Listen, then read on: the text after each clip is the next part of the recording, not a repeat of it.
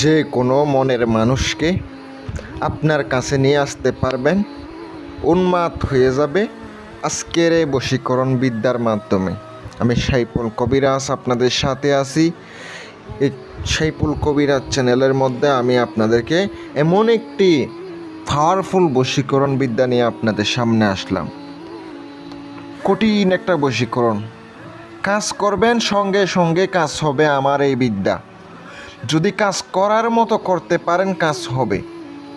আজকের ভিডিওটা সুন্দর করে মনোযোগ দিয়ে ধৈর্য সহকারে দেখবেন, কাজ করবেন, দেখবেন আপনাকে যে ছেড়ে গিয়েছে তারে নিয়ে আসতে পারবেন। যদি আপনার স্ত্রী আপনার সাথে প্রতারণা করে তাকে আপনি কাছে থেকে কঠিনভাবে বশ করতে পারবেন আমার দেওয়া আজকের এই বিদ্যার মাধ্যমে।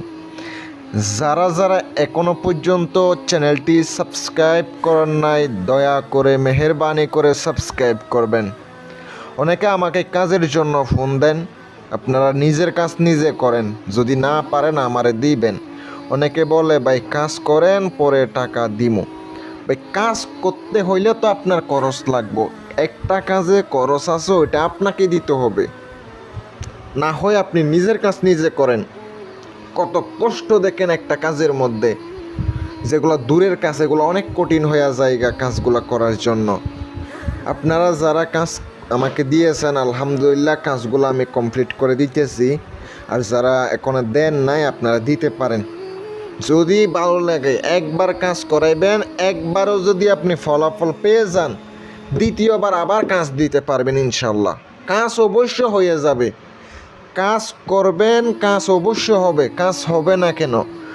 কথায় আছে না, বিশ্বাসে মিলাই বস্তু তর্কে বহুদূর। বিশ্বাসে ভক্তি, ভক্তিতে মুক্তি। যদি একবার বিশ্বাস করে কাজ দেন কাজ হইব। ভাই কাজের অনেক নিয়ম আছে।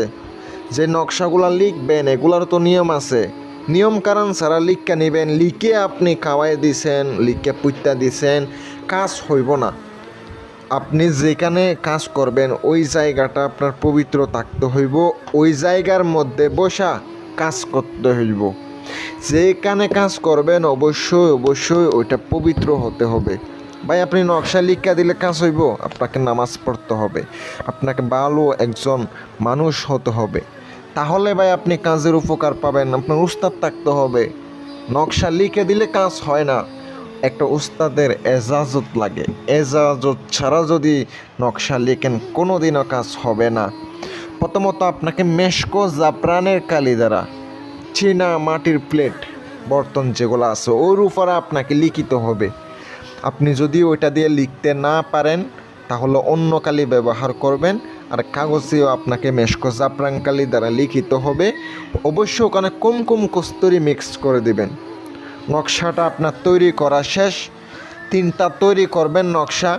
আপনাকে শনি অথবা মঙ্গলবার ছাড়া লিখিত হবে। যদি পারেন জুমার দিন আপনাকে জুমার নামাজের পরে নকশাটা লিখলে অনেক ভালো হবে, অনেক ফলদায়ী পাবেন, অনেক ফলাফল পাবেন। আর নকশার মাঝখানের যে গড়টি আছে ওখানে অবশ্যই নাম লিখিত হবে। আপনারা তো কীভাবে নামগুলা লিখিত হয় জানেন। নামগুলা সুন্দর করে নাম লিখে নেবেন।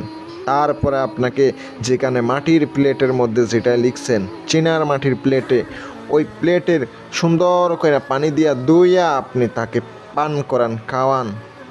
আর যেটা 2টা নকশা আছে একটা সুন্দর করে পেঁচাইয়া একটা মাদুলিতে বইরা ফলন্ত গাছ যে মিষ্টি ফল আছে ওই গাছের মধ্যে জ্বলাইয়া দেন, যেন বাতাসে নড়াচড়া করতে থাকে, বাতাসে ঝুলতে থাকে। যখন ঝুলতে থাকবে আপনার যে মনের মানুষ ছটপট করতে থাকবো আপনার জন্য, 1 সেকেন্ডও সে আপনাকে ছাড়া থাকতে পারবে না।